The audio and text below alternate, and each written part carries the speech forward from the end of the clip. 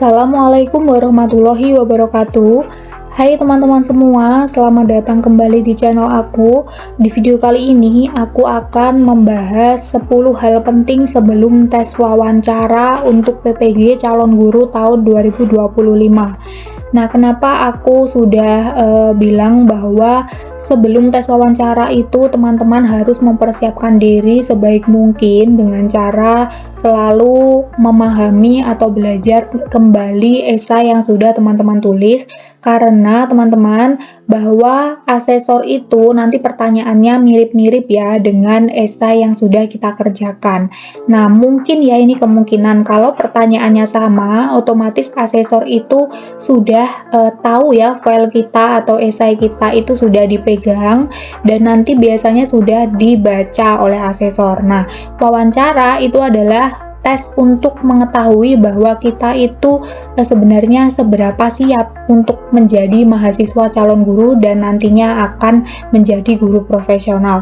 Seperti itu teman-teman. Jadi kemungkinan besar asesor itu sudah tahu esai kita karena setiap orang itu asesornya beda ya teman-teman.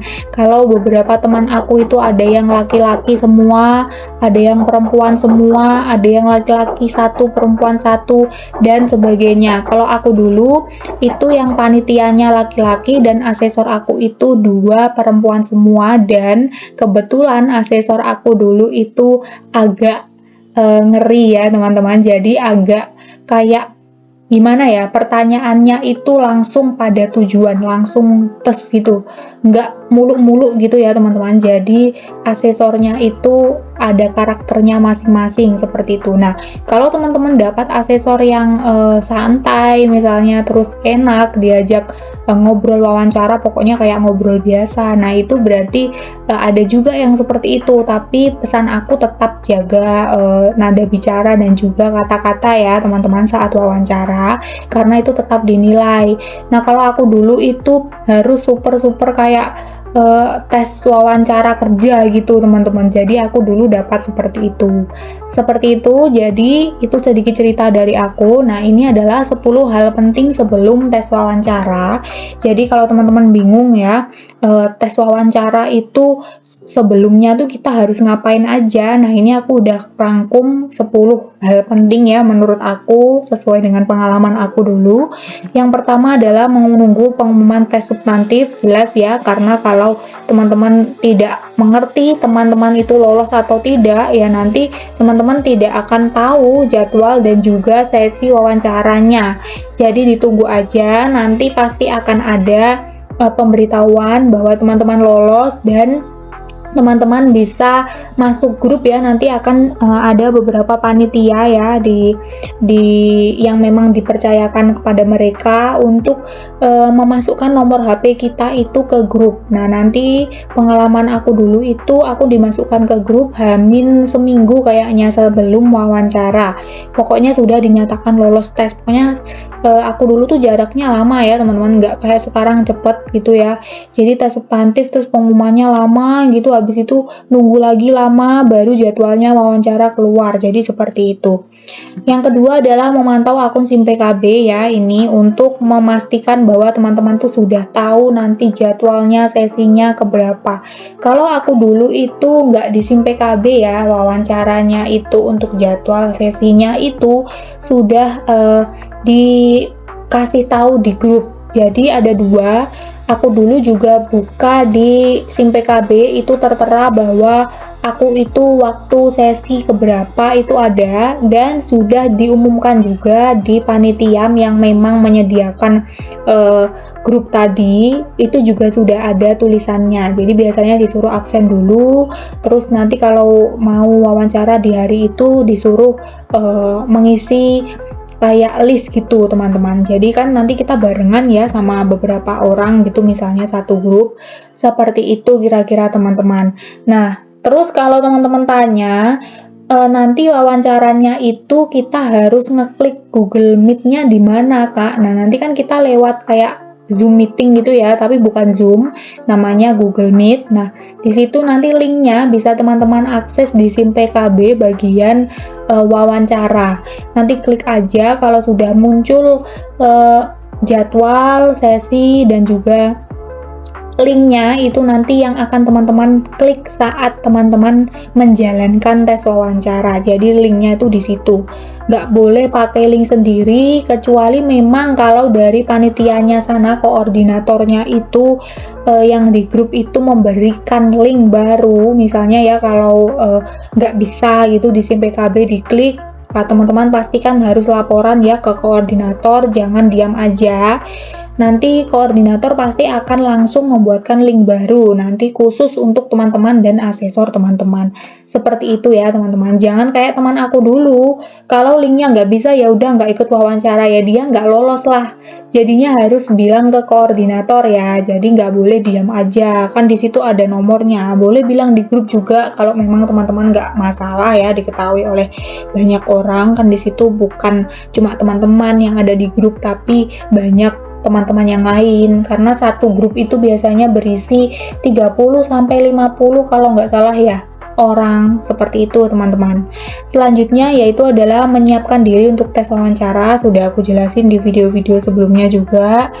Selanjutnya lagi melihat dan mempelajari kembali esai yang telah dibuat ya, sudah aku jelasin juga kenapa harus esai, karena pertanyaannya tuh mirip-mirip teman-teman. Kalau misalnya ada 6 poin esai ya, itu yang keluar kalau ada, biasanya teman aku ada yang keluar 2 pertanyaannya mirip esai.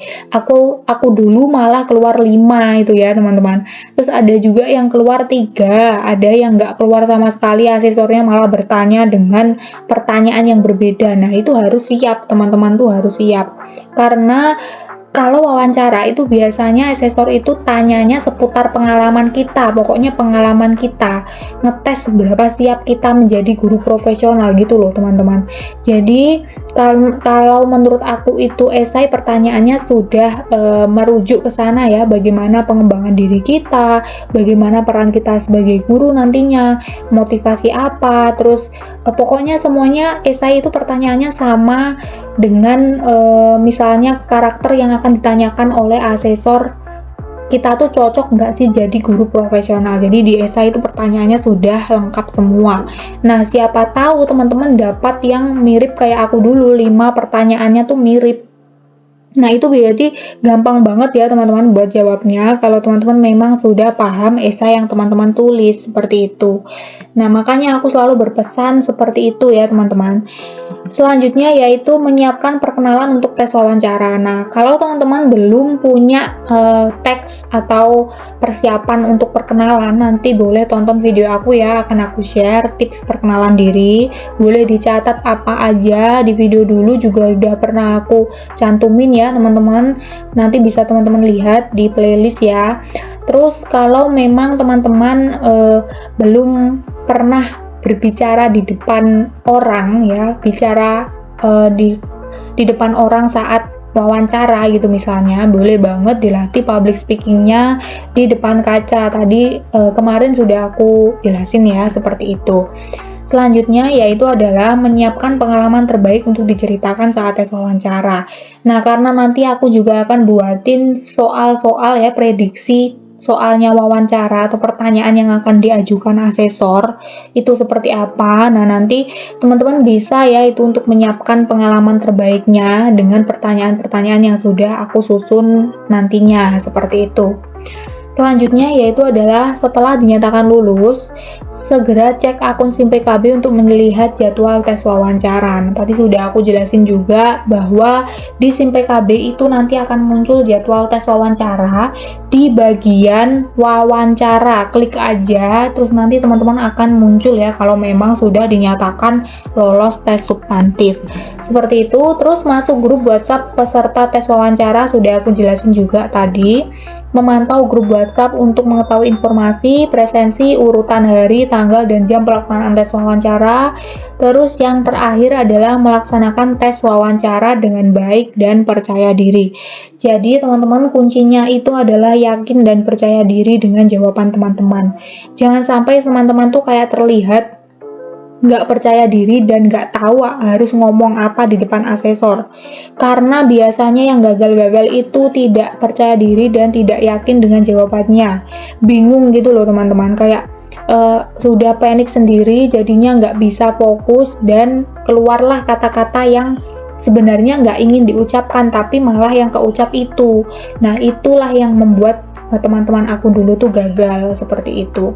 Nah, jadi kuncinya teman-teman itu perbanyak pokoknya latihan ngomong, perbanyak wawasan teman-teman tentang pengalaman-pengalaman yang terbaik menurut teman-teman. Usahakan banget ya 3 tahun terakhir aja, nggak boleh lebih. Dulu aku tuh pernah nyebutin waktu aku kuliah S1 tapi semesternya awal-awal itu aja langsung nggak boleh teman-teman. Jadi langsung diberhentikan aku ngomongnya sama asesor itu dan bilang bahwa silahkan ganti pengalaman 3 tahun terakhir saja. Nah, itu aku langsung ya di situ langsung kayak panik sedikit sih, kayak nggak siap, aduh pengalaman yang mana. Tapi alhamdulillah aku langsung jawabnya dengan nggak lama ya mikirnya tuh, nggak lama, nggak sampai berlama-lama gitu mikir pengalamannya apa, langsung ada terbesit di pikiran aku, langsung aku jawab. Jadinya alhamdulillah asesor menanggapi jawaban aku tuh dengan baik. Seperti itu teman-teman.